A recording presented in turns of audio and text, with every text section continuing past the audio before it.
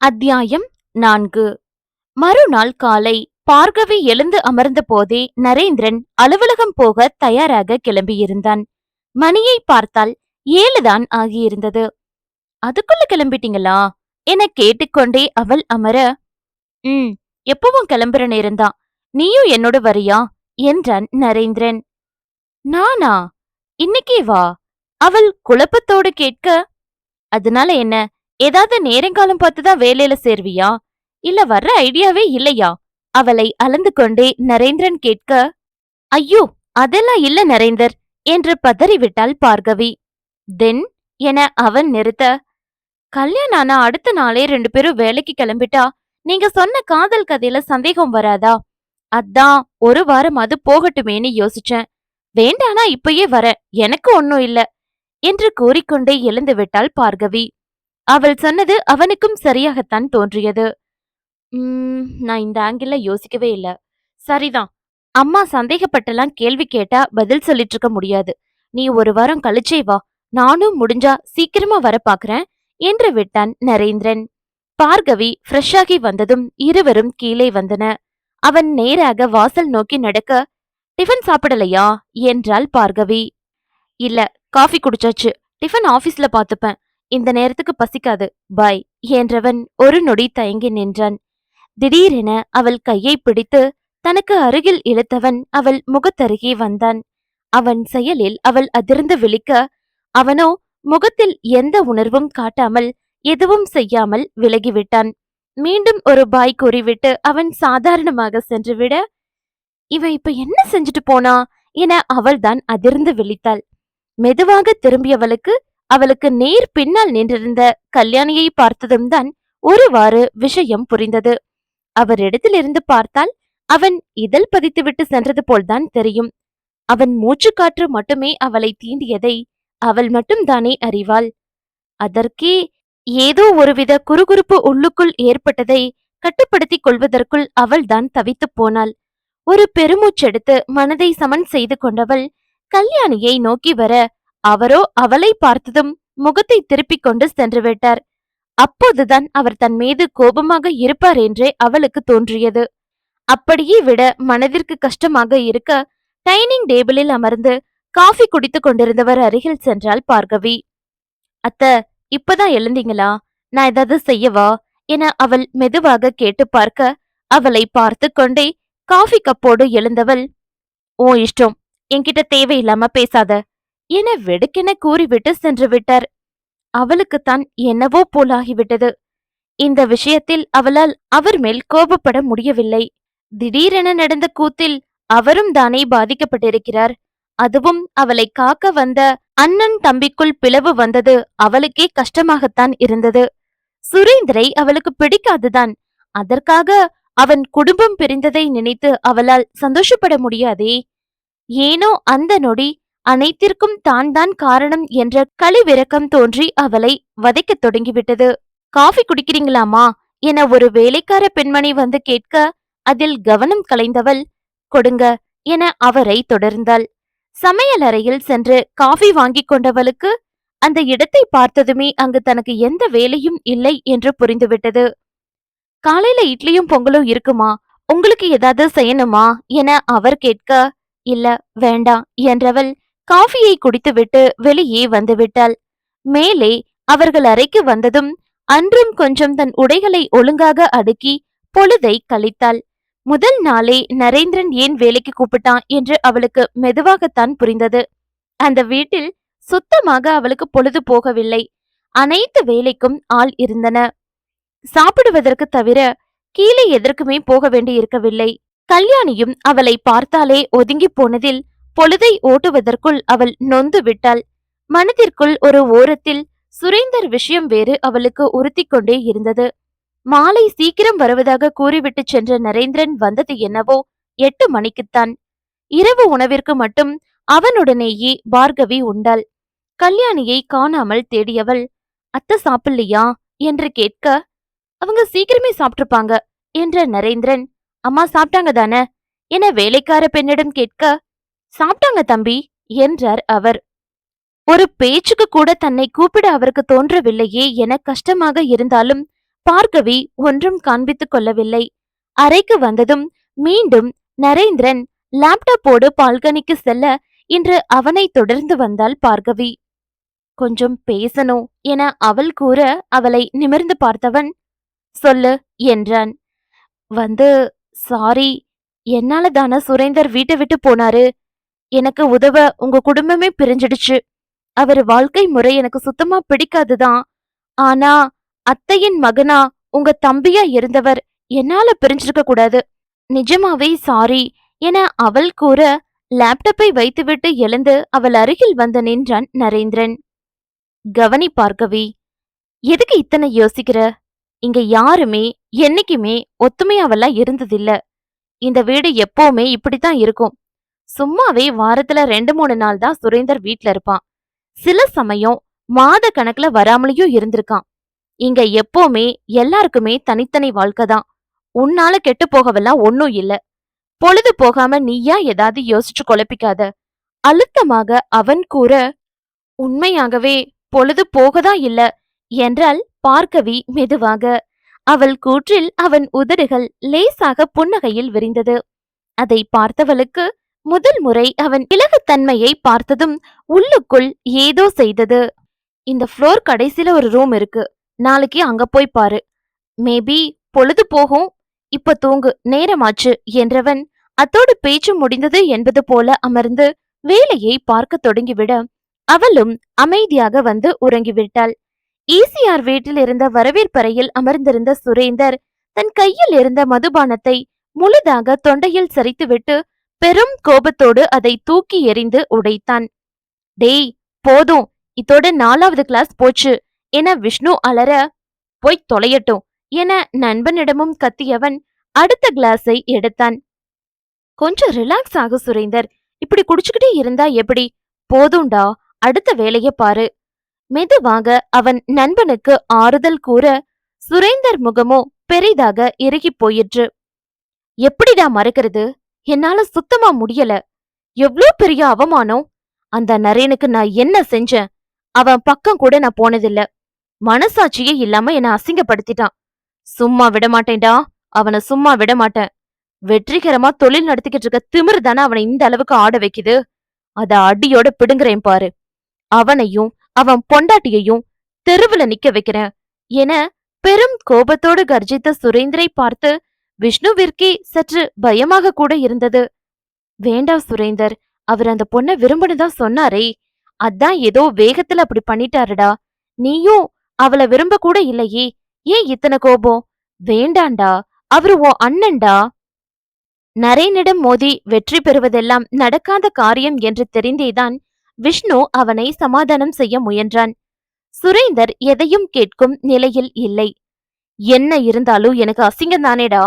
வேணுனே செஞ்சிட்டான். அண்ணனும் இல்ல, ஒரு மண்ணும் இல்ல. இனி என் முதல் எதிரி அவன்தான்.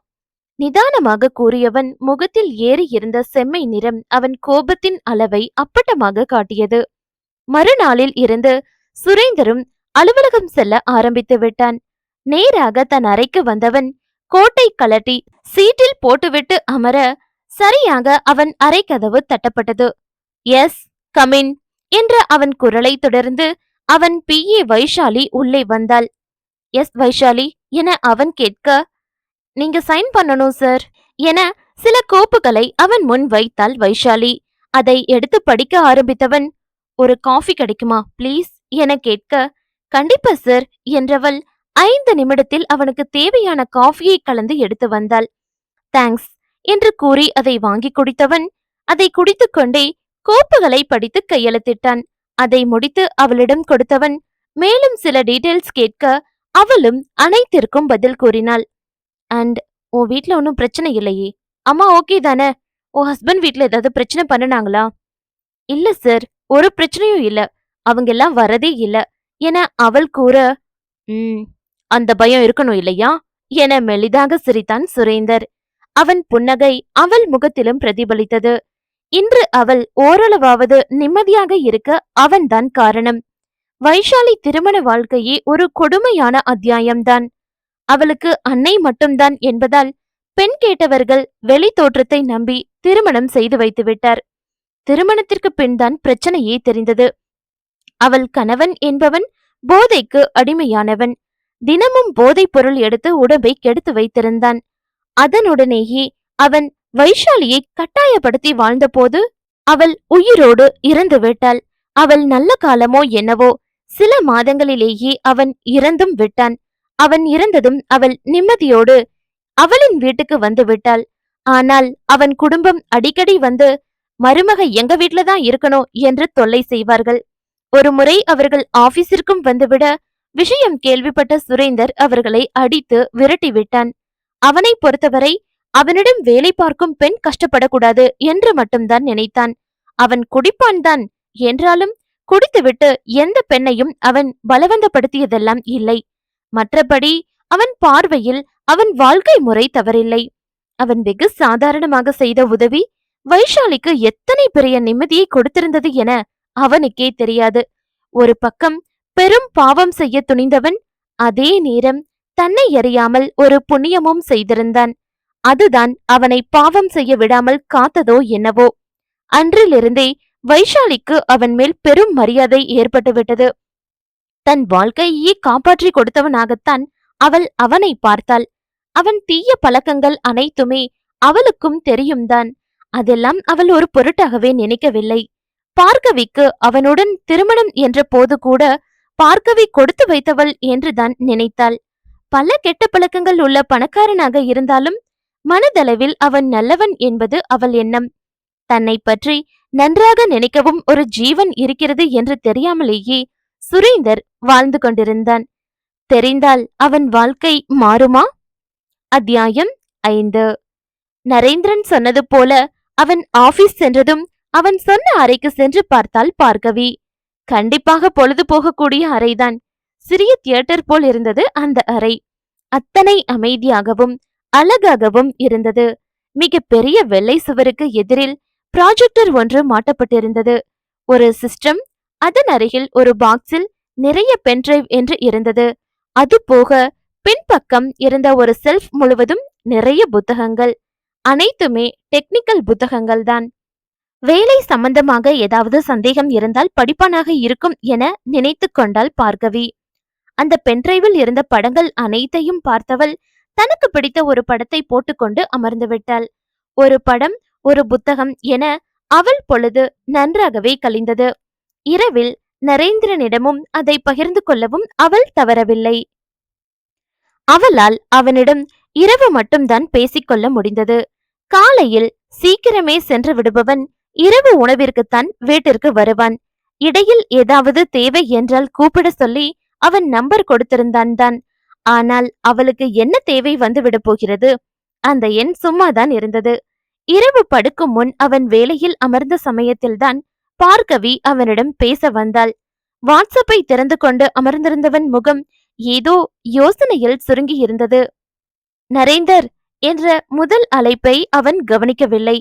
இரண்டாம் முறை அழைத்ததும் தான் ஆ சொல்லு பார்கவி என்று கூறிக்கொண்டு நிமிர்ந்தான். என்னாச்சு நரேந்தர், ஏதாவது பிரச்சனையா? நத்திங், அது ஆபீஸ் ப்ராப்ளம், நான் பாத்துக்கிறேன், நீ சொல்லு என அவன் முடித்துவிட அவளும் அதற்கு மேல் குடையவில்லை. அந்த ரூம் நல்லா இருந்தது. ஒரு படம் பார்த்தேன், கொஞ்ச நேரம் புக் படிச்சேன். நிறைய புக்ஸ் படிச்சாலே பொழுது போயிடும் போல என அவள் கூற, எல்லாமே டெக்னிக்கல் புக்ஸ் தான், படிச்சு பாரு, உனக்கு என்னைக்காவது உதவும், நிறைய தெரிஞ்சுக்கலாம். மார்க்கெட்டிங் சம்பந்தமான புக்ஸும் இருக்குது, படி என்றான் நரேந்திரன். அந்த ரூம் ஓய்வெடுக்கத்தானே யூஸ் பண்ணுவீங்க என பார்கவி ஏதோ யோசனையோடு கேட்க, எஸ் என்றான் அவன். ஓய்வு நேரத்திலையும் இப்படி வேலை சம்பந்தமாவே படிச்சுக்கிட்டு இருந்தா அது எப்படி ஓய்வாகும்? டைவர்ட்டே ஆகாதே. இதுவும் ஏதோ ஒரு வகையில மூளைக்கு வேலை கொடுக்கறது தானே. மூளைய காய போட சொல்றியா? கொஞ்சம் ஓய்வா வச்சுக்கலாமே. என்ன செய்யணுங்கிற? புக்ஸ் தான் படிக்கணும்னா வேற ஏதாவது படிக்கலாமே. ஏதாவது நாவல்ஸ், இல்லைனா சுயசரிதை, அரசியல் ஏதாவது. போதும் போதும், அவள் அடுக்கிக் கொண்டே போனதில் நரேந்திரன் அவளை நிறுத்திவிட்டான். எனக்கு அதுலெல்லாம் இன்ட்ரெஸ்ட் இல்ல. உனக்கு வேணும்னா வாங்கி வச்சுக்கோ, போகும்போது எடுத்துட்டு போயிடு. என் ஓய்வறை ஏன் இஷ்டப்படிதான் இருக்கணும். அவன் என்னமோ சாதாரணமாகத்தான் கூறினான். அவளுக்குத்தான் ஒரு மாதிரி முகம் சுருங்கி போயிற்று. ஏன் மனசு வலிக்குது என யோசிக்க பயந்தவளாய் அவள் அந்த எண்ணத்தை உதறி தள்ளிவிட்டாள். நரேந்திரனும் வேறு போன் வந்ததால் அதை எடுத்துக்கொண்டு பேசத் தொடங்கிவிட அவள் அமைதியாக உள்ளே வந்துவிட்டாள். ஒரு வாரம் முடிந்ததும் பார்கவியும் ஆபீஸிற்கு கிளம்பிவிட்டாள். காலையில் நரேந்திரனோடு கிளம்பிவிட்டவள், நானும் இன்னையில இருந்து ஆபீஸ் வரேன் நரேந்தர் என சாப்பிட வரும் முன் கூற, கிளம்பி தயாராக நின்றவளை ஏற இறங்க ஒரு முறை பார்த்தான் நரேந்திரன். வா, தப்பில்ல, ஆனா இப்போதே ஏன் கிளம்பி நிக்கிற என அவன் முகம் சுருங்க கேட்க அவளுக்கும் ஒன்றும் புரியவில்லை. நீங்க இப்பதானே போவீங்க, சோ நானும் உங்களோட என ஆரம்பித்தவள் அவன் முகம் மேலும் சுருங்கவும் சட்டென நிறுத்திவிட்டாள். நீ அங்க வேலைக்குத்தான் வர பார்கவி என அவன் அழுத்தமாக கூற அவளுக்கு அவன் சொல்வது புரிந்தது. சாரி நரேந்தர், நான் பஸ்ல வரேன் என அவள் மெதுவாக கூற, தேவையில்ல என்றான் நரேந்திரன். இப்போது குழம்பி நிற்பது அவள் முறையாயிற்று. வீட்ல கார் இருக்கு, டிரைவர் கிட்ட சொல்லிட்டு போறேன், அவரு உன்னை டிராப் பண்ணுவாரு. கிளம்பும் போது போன் செஞ்சா வந்து கூட்டிட்டு போவாரு. உன் டைமிங்கோ என் டைமிங்கோ ஒத்து வராது பார்கவி. முக்கியமா நீ என் மனைவின்னு உன்னை யாருக்கும் அறிமுகப்படுத்த போறதில்ல. ஏற்கனவே சொன்னதுதான், நான் உனக்கு உதவிதான் செய்யறேன், என் வாழ்க்கைய வீண் செஞ்சுக்க முடியாது. நிதானமாகத்தான் நரேந்திரன் கூறினான். அவன் பக்கம் இருந்து பார்த்தால் அவன் சொன்ன அனைத்துமே நியாயம்தான். அவளுக்குத்தான் அநியாயமாக மனம் பெரிதாக வலித்தது. ஏதோ பெரிதாக ஏமாற்றம் சூழ்ந்தது போல அத்தனை வலி. அவன் வார்த்தைகளும் அழுத்தமான முகமும் அவளை ஏதோ செய்தது. கொஞ்சம் சாதாரணமா சொல்லலாமே, இப்படி முகத்துல அடிச்சது போல பேசணுமா என்றுதான் அவளுக்கு தோன்றியது. மஞ்சள் கயிறு அதன் மாயத்தை அவளிடம் மட்டும் செய்தது போல. ஒரு 9 மணிக்கு அங்க இருக்கிறது போலவா, போதும் என்று நரேந்தர் கூற, யார பாக்கணும் என கவனமாக கேட்டாள் பார்கவி. முதல்ல என்கிட்டயே வா, சின்ன இன்டர்வியூ போல வச்சுக்கலாம். அதுக்கு பிறகு உன்னை ஓன் டிபார்ட்மெண்ட் மேனேஜருக்கு அறிமுகப்படுத்துறேன். வேலைய அவரு சொல்வாரு. முக்கால்வாசி நீ அங்க செஞ்ச வேலைதான் இருக்கும். சோ டோன்ட் வரி என்றான் நரேந்திரன். பெரிய கரிசனம்தான் என மனம் விரக்தியோடு நினைத்து கொண்டது. நம்ம கல்யாண விஷயம் அங்க யாருக்குமே தெரியாதா? நான் என்ன சொல்றது? யாருக்கும் தெரியாது. சுரேந்தர் என்னையே கூப்பிடல. என் நிறுவனத்துல யாருக்கும் தெரிஞ்சிருக்க வாய்ப்பில்ல. அவன் செஞ்ச அவசர ஏற்பாட்டுல அத்தனை பேர் அன்னைக்கு வந்ததே பெருசு. உன்னை கேட்டா கணவர் வெளிநாட்டுல இருக்காருன்னு ஏதாவது சொல்லிக்கோ, இல்ல தாலிய கழட்டி வைக்கிறதுனால ஓகேதான், ஓ இஷ்டம். அசால்ட்டாக அவன் கூற அவளுக்குத்தான் தூக்கி வாரி போட்டது. தாலிய கழற்றுறதா? அவளால் முடியுமா என்ற கேள்விக்கு அவளிடமே பதில் இருக்கவில்லை. பெட்டர் அந்த தாலிய கழட்டிட்டு பார்கவி, ஹேண்ட்பேக்ல வச்சுக்கோ, வீட்ல போட்டுக்கிட்டா போதுமானது. எதுக்கு தேவையில்லாம கம்பெனில கல்யாணம் ஆகிடுச்சுன்னு ஒரு சீன் கிரியேட் பண்ணணும். வரும்போது தாலி கழட்டிட்டு வந்துடு, இப்ப நான் கிளம்புறேன் என்றவன் அவள் பதிலை எதிர்பார்க்காமல் தன் வேக நடையோடு சென்று விட்டான். அவளுக்குத்தான் அதிர்வில் இருந்து மீளவே நேரமானது. சுலபமாக 2-3 முறை அவன் கூறும்போதுதான் இந்த திருமணத்திற்கு மதிப்பில்லை என்றே அவளுக்கு உரைத்தது. அது அவளுக்கும் நன்றாக தெரியும். ஏன் இந்த பாலாய் போன மனம் பதறி தொலைக்கிறது? அமைதியாக தலையை பிடித்துக்கொண்டு சோபாவில் அமர்ந்து விட்டவளுக்கு யோசிக்கவே பயமாக இருந்தது. மனம் போகும் போக்கை கண்டு பயந்தவளாக அவசரமாக தன் ஃபைலை திறந்து கொண்டு அமர்ந்தவள் படித்த விஷயங்களை மீண்டும் ஒரு முறை மனதில் ஓட்டி பார்த்தாள். நரேந்திரன் சொல்லிவிட்டு போனது போல 9 மணி அளவில் அவள் அலுவலகம் சென்றாள். கிட்டத்தட்ட சுரேந்தர் அலுவலகம் போலவேதான் இருந்தது. பெரிதாக எந்த வித்தியாசமும் இருக்கவில்லை. நேராக உள்ளே வந்தவள் நரேந்திரை பார்க்க வேண்டும் என்று சொல்ல அவளுக்கு உடனடியாக அனுமதி வழங்கப்பட்டது. ஏற்கனவே சொல்லி வைத்திருப்பான் போல் என்று நினைத்து கொண்டவள் 3ஆம் தளத்தில் இருந்த அவன் அறையை நோக்கி சென்றாள். ஏதோ வேலை பார்த்து கொண்டிருந்தவன் அவளை காக்க வைத்து 1/4 மணி நேரம் சென்றுதான் உள்ளே அழைத்தான். சொன்னது போலவே சில கேள்விகள் கேட்டான். அவள் ஒழுங்காகவே பதில் சொல்லியதும் குட் என பாராட்டிக் கொள்ளவும் தவறவில்லை. உன் மேனேஜர் கிட்ட சொல்லிட்டேன் பார்கவி, அவரை போய் பாரு. நீயும் டெப்டி மேனேஜர் கேட்டகரி தான், பொறுப்புகள் அதிகம் இருக்கும், பார்த்து செய். எனி டவுட்ஸ் என நரேந்திரன் நிறுத்த, இல்ல இல்ல நரேந்திரன் சார் என திணறினாள் பார்கவி. அவனை இங்கு எப்படி அழைக்க வேண்டும் என அவளுக்கு குழப்பமாக இருந்தது. அவள் திணறியதை பார்த்து மெலிதாக சிரித்தவன், நரேந்திரனை கூப்பிடு, இங்க யாரையும் நான் சாருன்னு தான் கூப்பிடணும்னுலாம் சட்டம் போட்டதில்ல என கூறிவிட, ஓகே நரேந்தர் என ஒருவித நிம்மதியோடு கூறிவிட்டு எழுந்தாள் பார்கவி. அப்போதுதான் அவள் கழுத்தை கவனித்தான். தாலிய கழட்டலையா பார்கவி? உன்னை கழட்ட தானே சொன்ன என கேட்டுக்கொண்டே எழுந்து அவள் பக்கம் வர, அவள் ஒரு நொடி என்ன பதில் சொல்வது என்று புரியாமல் திணறிப் போனாள். அவள் முகத்தை பார்த்து கொண்டே அவளை நெருங்கியவன், ஏதாவது சென்டிமெண்ட் பாக்குறியா? தேவையில்லாதது பார்கவி என்று கூறிக்கொண்டே தாலியை கையில் பிடிக்க, அவனே கலட்டி விடுவான் என அவளுக்கு புரிந்தது. அவன் அழுத்தமாக பிடிப்பதற்குள் வேகமாக அவள் பின்னால் நகர்ந்து விட, அவன் முகம் மேலும் குழப்பத்தோடு சுருங்கியது. வாட் என அவன் கேட்க, ஒன்னும் இல்ல நரேந்தர், ஒரு பாதுகாப்புக்கு இருக்கட்டும்னு தான் அப்படியே விட்டுட்டேன். யாராவது காதல்னு பின்னால சுத்தனா வம்பில்லையா? விவரமாக பதில் சொல்வதாகத்தான் அவள் நினைத்தாள். என்ன வம்பு? உனக்கு பிடிச்சிருந்தா ஒத்துக்க வேண்டியதுதானே என சாதாரணமாக கேட்டு அவள் வயிற்றில் புலியை கரைத்தான் அவள் கணவன். அதில்ல நரேந்தர், இப்போதைக்கு யாரையும் காதலிக்கிற மனநிலையில நான் இல்ல. அதான் தேவையில்லாத பிரச்சனை வேண்டான்னு பார்த்தேன். நாம பிரிஞ்சதும் கலட்டிடுறேன். இதை ஓரளவு அவன் ஒத்துக்கொண்டான். ஓ, ஓகே ஓகே என அவன் முடித்ததும் தான் அவளுக்கு நிம்மதியாகவே இருந்தது.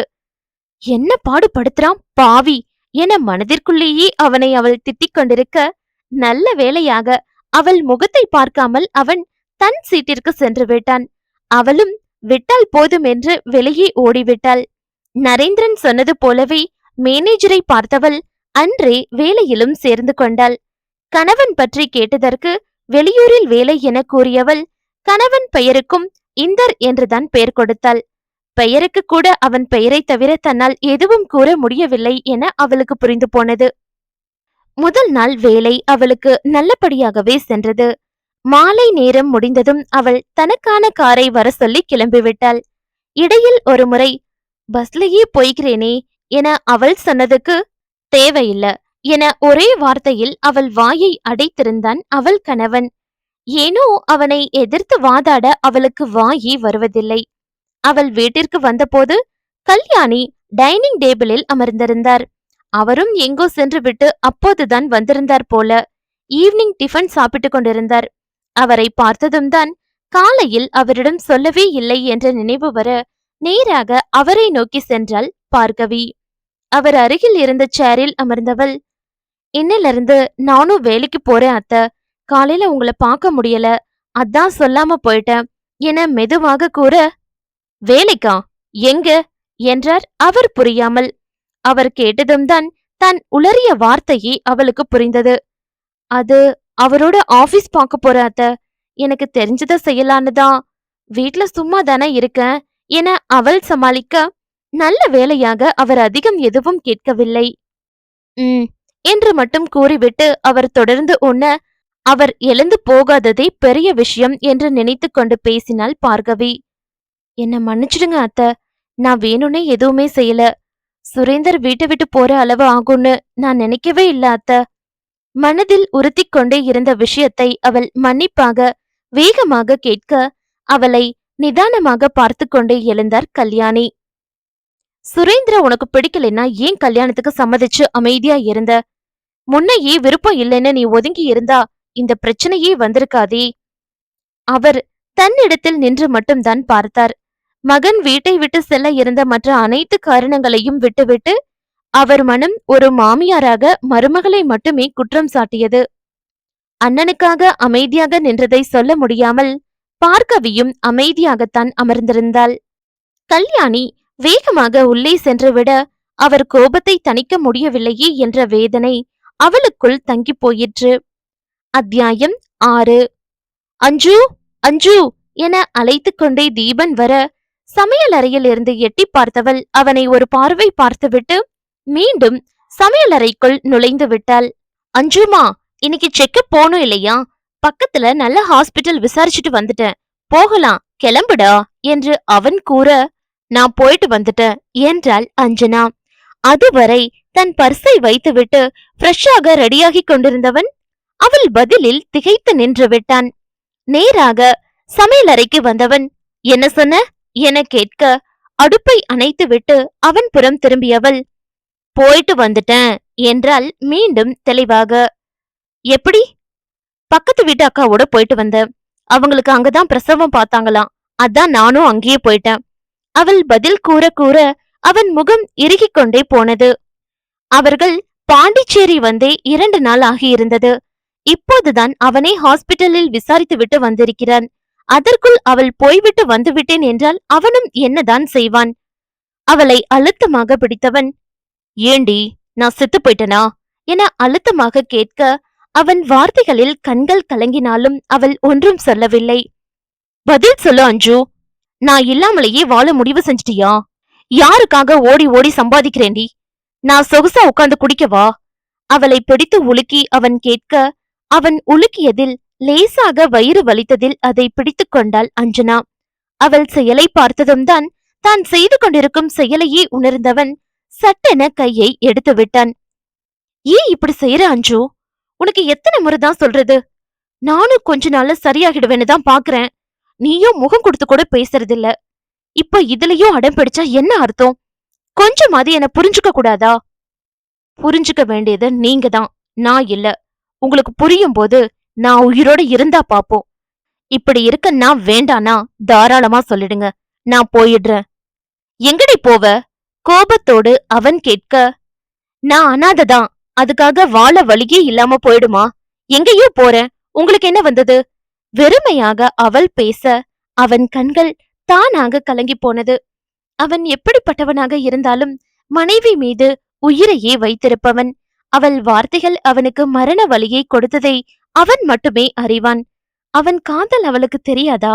அவனுக்கு வலிக்கும் என்று தெரிந்தேதான் பேசினாள்.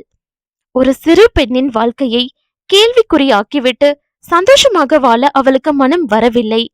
என்ன இருந்தாலும் பார்கவிக்கு ஒரு நிரந்தர நல்ல வாழ்க்கை அமையும் வரை அவளால் கணவனோடு மனம் ஒத்து வாழ முடியாது.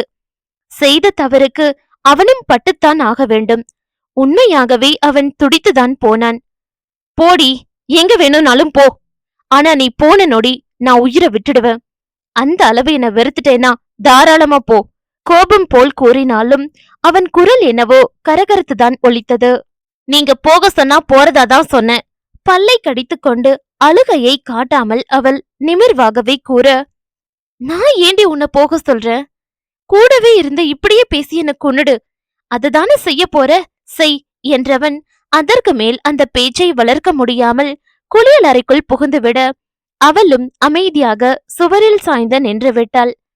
கடவுள் அனைவருக்கும் நியாயங்களும் தர்மங்களும் ஒரே போல் வைப்பதில்லை போல். ஒவ்வொருவர் பார்வையிலும் வாழ்க்கை மாறுபட்டு போகும். அதன் சிக்கலை விடுவிப்பதற்குள் போராட்டங்களை கடந்துதான் வரவேண்டியிருக்கிறது. நரேந்திரன் அலுவலகமும் வேலையும் கொஞ்சம் கொஞ்சமாக பார்கவிக்கு நன்றாகவே பழகிவிட்டது.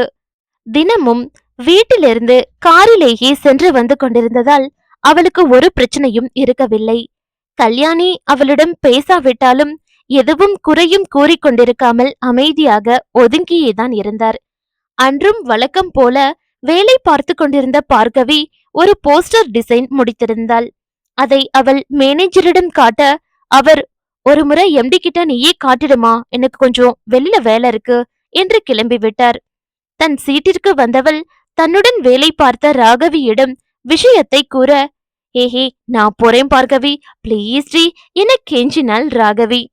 ஏ ராகவி, நானே போறேனே என புரியாமல் பார்கவி கேட்க, பிளீஸ் பிளீஸ் டி, நல்ல பொண்ணுதானே, நான் போறேனே என்றவள் பார்கவி பதில் சொல்லவே நேரம் கொடுக்காமல் அவளிடம் இருந்த பென்டிரைவை புடுங்கிக் கொண்டு சென்று விட்டாள். இவளுக்கு என்ன ஆச்சு என புரியாமல் பார்கவி அமர்ந்திருக்க ஒரு 20 நிமிடத்தில் ராகவி வந்தாள்.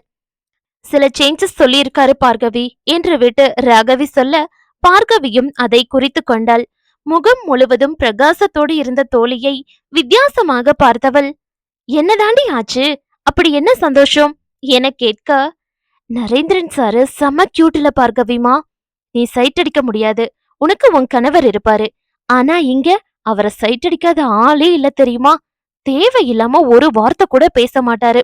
அவர் அதிகமா ஒரு வார்த்தை பேசிட்டா கூட அன்னைக்கு முழுசு எங்களுக்கெல்லாம் தூக்கமே வராது. யாராவது எப்படியாவது கரெக்ட் பண்ணலான்னு பார்த்தா பிடியே கொடுக்க மாட்டேங்கிறாரு. உற்சாகமாக ஆரம்பித்த ராகவி சோகமாக முடிக்க பார்கவிக்கோ உள்ளுக்குள் வயிறெறிந்தது. அவள் பேசிய ஒவ்வொரு வார்த்தையும் பார்கவியின் பொறாமை உணர்வை ஏகத்துக்கும் தூண்டிவிட்டது. அதற்கு மேலும் மனதை அடக்கி வைக்க அவளால் முடியவில்லை. நரேந்திரன் தன் கணவன் என்னும் எண்ணம் வந்துவிட்டது என்பதை எந்த பந்தாவும் இல்லாமல் அவள் மனம் அந்த நொடி ஏற்றுக்கொண்டது. அவர்கிட்ட அப்படி என்ன இருக்குடி இப்படி பேசுற? சரியான சிடுமூஞ்சியா இருக்காரு. வேண்டுமென்றே பார்கவி கூற, சிடுமூஞ்சியா? போடி ரசன கெட்டவளே. அவரை மாதிரி ஒருத்தர் கிடைக்கவே மாட்டாரு. அவரோட சும்மா நடந்து போனாலே செம கெத்தா இருக்கும். என்ன ஹைட்டு, என்ன வெயிட்டு. ஏய் சி, போதும் நிறுத்து. ராகவி பேச பேச பார்கவியால் தாங்கவே முடியவில்லை. அவள் கத்தியதில் ராகவியும் நிறுத்திவிட்டாள். உனக்கு இதெல்லாம் தேவையில்லாதது பார்கவிமா. நீ வேலைய பாரு. எம்டி ரூமுக்கு போகணும்னா மட்டும் என்ன கூப்பிடு என்றவள் ஏதோ பாட்டு பாடிக்கொண்டே திரும்பிவிட, இனி மறந்து கூட உன்னை அந்த பக்கம் அனுப்ப மாட்டேன்டி என்று நினைத்து கொண்டே கடுப்போடு வேலையை தொடர்ந்தாள் பார்கவி. இதுநாள் வரை அவள் யோசிக்க பயந்து பூட்டி பூட்டி வைத்திருந்த காதலை பொறாமை எனும் ஒற்றை சாவி அழகாக திறந்து விட்டிருந்தது. மஞ்சள் கயிறு மாயமோ என்னவோ, நரேந்திரன் அவள் மனதில் கணவனாக அழுத்தமாக பதிந்து விட்டான். அந்த உணர்வை தனக்குள்ளேயே மட்டும்தான் வைத்துக்கொள்ள முடியும் என்றும் அவளுக்கும் தெரியும். ஒருவாறு மனதை சமன் செய்து கொண்டுதான் அவளால் வேலையில் முழு கவனத்தையே செலுத்த முடிந்தது. இரவு நேரங்களில் இப்போதெல்லாம் நரேந்திரனே பார்கவிக்காக நேரம் ஒதுக்கினான். ஏதாவது பேச வேண்டும் என்றால்தான் அவள் வருகிறாள் என சரியாகவே கணித்தவன் உணவை முடித்துக்கொண்டு வந்ததும் உடனடியாக லேப்டாப் எடுக்காமல் சிறிது நேரம் அமைதியாக பால்கனியில் நடந்து கொண்டிருந்தான். அந்த நேரத்தை தான் அவனோடு பேச பார்கவியும் பயன்படுத்தி கொண்டாள். அன்றும் அவள் வருவதை பார்த்ததும் அவன் நின்றுவிட அவளும் அவன் அருகில் வந்து நின்றாள். அவனை பார்ப்பதும் ஏதோ யோசிப்பதுமாகவே அவள் நேரத்தை கடத்த, பரவாயில்ல சொல்லிடு என நரேந்திரனை எடுத்து கொடுத்தான். இல்ல, சும்மாதான் கேக்குறேன், தப்பா எடுத்துக்க மாட்டீங்களே என அவள் தொடங்க, அது நீ கேக்குறத பொறுத்தது என்றான் நரேந்திரன். அவன் பதிலில் லேசான பயம் வர, வேண்டாம் விடுங்க என்று விட்டு உள்ளே போக நகர்ந்தாள் பார்கவி. அவள் கையை பிடித்து நிறுத்தியவன், கோபப்படக்கூடாது அவ்வளவுதானே, படமாட்டேன் கேளு என கூற, இல்ல எதுக்கு வம்பு, வேண்டாம் விடுங்க என்றாள் பார்கவி பாவமாக. அவள் செயலில் மெலிதாக சிரித்து கொண்டவன், நான் சொன்ன சொல் மாறதில்ல பார்கவி, கோபப்பட மாட்டேன், கேட்டுடு பரவாயில்ல என்று கூற அவனை நிமிர்ந்து பார்த்தாள் பார்கவி. அவன் முகத்தில் இருந்த இலகுத்தன்மை அவளுக்கு தைரியத்தை கொடுத்தது. நீங்க யாரையாவது லவ் பண்ணிருக்கீங்களா என அவள் பட்டன கேட்டுவிட அவளை குழப்பத்தோடு பார்த்தவன், நோ என்றான் ஒற்றை சொல்லாக. யாரு மேலையும் ஒருவித ஈர்ப்பு கூட வந்ததில்லையா? நெவர் என அசால்ட்டாக அவன் தோளை குலுக்க அவளுக்கு உள்ளுக்குள் பெரும் நிம்மதியாக இருந்தது. இனிமே யாரையாவது லவ் பண்ணுவீங்களா? இது என்ன கேள்வி என்றான் நரேந்திரன் புரியாமல். சும்மாதான் சொல்லுங்களே. அவள் கேட்ட விதத்தில் ஏனோ அவனுக்கு கோபம் வரவில்லை. வேற யாராவது இருந்தா வேலைய பார்த்துட்டு போ என்று சொல்லி இருப்பான். அவளிடம் அப்படி சொல்ல தோன்றவில்லை. ஆனால் அவன் சொன்ன பதில் அவளைத்தான் கலவரப்படுத்தியது. மேபி வரலாம் பார்கவி, நான் சாமியாரா போற ஐடியாவில எல்லாம் இல்ல. சோ வரலாம், சொல்ல முடியாது. எப்போ என்ன நடக்கும்னு யாராலையும் சொல்ல முடியாது இல்லையா? பெரிய தத்துவம் என கோபத்தோடு மனதில் முறுக்கிக் கொண்டவளுக்கு மனம் நொடியில் சோர்ந்துதான் போனது. இப்ப எதுக்கு இத்தனை ஆராய்ச்சி? என்ன லவ் பண்றதா யாராவது உன்கிட்ட சொன்னாங்களா? திடீரென நரேந்தர் கேட்டதும் அவளுக்கு தூக்கி வாரி போட்டது. அதெல்லாம் இல்லையே என இவள் வேகமாக கூற, இல்லையே, உன் பதட்டம் சரியில்லையே என அவன் தெளிவாக கேட்க, அதெல்லாம் ஒன்னும் இல்ல, உங்களுக்கு நேரமாச்சு, வேலைய பாருங்க என்றவள் அதற்கு மேல் நிற்காமல் உள்ளே ஓடிவிட்டாள். விட்டால் அவளை வைத்தே காதலிக்க பெண் தேர்ந்தெடுத்து விடுவான் போல என அர்ச்சித்துக் கொண்டே அவள் படுக்க அவனும் லேசாக தலையாட்டி சிரித்துக் கொண்டே வேலையை பார்த்தான். சுரேந்தர் அவன் அறையில் அமர்ந்திருந்த போது அவன் அறை கதவு வேகமாக அடித்து திறந்து கொண்டு உள்ளே வந்தாள் சம்யுக்தா. இது என்ன சுரேந்தர் என கத்திக்கொண்டே அவன் மேசை மேல் அவன் கல்யாண பத்திரிகையை எறிய அதை எடுத்து பார்த்தவன், இத வேற ஏன் ஞாபகப்படுத்துற சம்யு? நின்னதும் கேள்விப்பட்டிருப்பியே என்றான் அவன் சலிப்போடு. யார கேட்டுடா கல்யாணம் செய்ய போன? அவள் மேலும் இறைந்ததில் அவளை கோபத்தோடு பார்த்தவன், நான் யாரை கேட்கணும் என்றான் புரியாமல். என்ன கேட்க வேண்டாம்? என்னோட படுத்தப்பெல்லாம் இனிச்சுதா? நீ என்ன கல்யாணம் செஞ்சுக்குவேன்னு நான் பைத்தியம் போல உட்கார்ந்திருக்கேன். நீ எவளையோ கல்யாணம் செய்வியா? அடித்தொண்டையிலிருந்து கத்திக் கொண்டிருந்தவளை பார்த்தவனுக்கு குழப்பம்தான் மிஞ்சியது. நான் உன்னை லவ் பண்றேன்னு சொன்ன மாதிரி ஞாபகமே இல்லையே சம்யுக்தா. குடிச்சிட்டு ஏதாவது உளர்னேனா என்ன? அந்த அளவு குடிக்கவும் மாட்டேனே. ஒருவேளை எனக்கு ஏதாவது ஞாபக மறதியா இருக்குமோ? தீவிரமாக சீட்டில் சாய்ந்து அவன் யோசிக்க, அவன் எலக்காரமான பேச்சில் அவள் ஒரு நொடி அதிர்ந்து நின்று விட்டாள். உண்மைதான், அவன் அப்படி எதுவும் சொன்னதில்லைதான். ஆனால் அவள் எப்படியாவது அவனை மடக்கிவிட முடியும் என்ற நப்பாசையில் இருந்தாள். அவளும் 5 வருடமாக மாடல் துறையில் இருக்கிறாள். ரொம்பவும் பட்டுவிட்டாள். எப்படியாவது செட்டில் ஆகிவிட வேண்டும் என்று நினைத்துக் கொண்டிருந்த போதுதான் சுரேந்தர் அறிமுகம் கிடைத்தது. அவன் போனுக்கு மாடலாக நடித்தவள் அப்படியே அவனோடு பழகினாள். எப்படியும் அவனை காதலிக்க வைத்துவிட வேண்டும் என்று நினைத்துக் கொண்டிருந்தவள் இடையில் ஷூட்டிங் விஷயமாக வெளியூர் சென்றிருந்த போதுதான் சுரேந்தர் இந்த கூத்து அடித்து வைத்திருந்தான். வந்ததும் விஷயம் கேள்விப்பட்டு பதறித்தான் அவள் ஓடி வந்திருந்தாள். Surendar, I love you. அதுலதான் ஏதோ அவசரப்பட்டு பேசிட்டேன். நம்ம கல்யாணம் பண்ணிக்கலாம் பிளீஸ் என அவன் அருகில் வந்து அவள் இல்ல சம்யுக்தா, உன்னை கல்யாணம் செஞ்சுக்கிற எண்ணம் எனக்கு இல்ல. இப்படி ஒரு எண்ணம் உனக்கு வந்த பின்னாடி நாம பழகிறது நல்லா இருக்காது. கிளம்பு என கூறிக்கொண்டே சுரேந்தர் எழுந்துவிட, ஏன் இப்படி பேசுறீங்க Surender? I love you so much என்று அவள் அவனை அணைத்துக் கொள்ள, ஒரு நொடி அவளை ஆறுதலாக அணைத்துக் கொண்டவன் பின் மெதுவாக அவளை நகர்த்தி விட்டான். Let's stop this Samyu. கல்யாணமெல்லாம் கண்டிப்பா பண்ணிக்க மாட்டேன். அதுவும் உன்ன no way. So just leave me. அவன் என்னவோ மென்மையாகத்தான் கூறினான். அவளுக்குத்தான் அதற்கு மேல் பொறுமை இல்லாமல் கோபம், ஏமாற்றம் எல்லாம் சேர்ந்து தலைக்கேறியது. ஏண்டா? ஏன் நான் வேண்டாம்? என் கூட தானே சுத்துன? கல்யாணம் மட்டும் பண்ண மாட்டியா? என்னடா உன் நியாயம்? அவன் சட்டையை பிடித்து உலுக்கி அவள் கேட்க, சீப்பா பிஹேவ் பண்ணாத சமயம். நீயும் என்னோட மட்டும் சுத்தல, நானும் உன்னோட மட்டும் சுத்தல. ஏதோ தெய்வீக காதல் போல ஏன் சீன் போடுற? Just out. டென்ஷன் பண்ணாத என எரிச்சலோடு கூறியவன் அவளை சற்றே அழுத்தமாக பிடித்து தள்ளிவிட்டு தன் சேரில் சென்று அமர்த்து விட, அவனையே பார்த்து கொண்டு நின்றிருந்தவள் முகம் கொஞ்சம் கொஞ்சமாக கோபத்தில் இருந்து வன்மமாக மாறியது. அவள் கட்டி வைத்திருந்த கனவு மாளிகை நொடியில் சரிந்து போனதை அவளால் ஏற்றுக்கொள்ள முடியவில்லை. என்ன கழட்டி விடுறியா?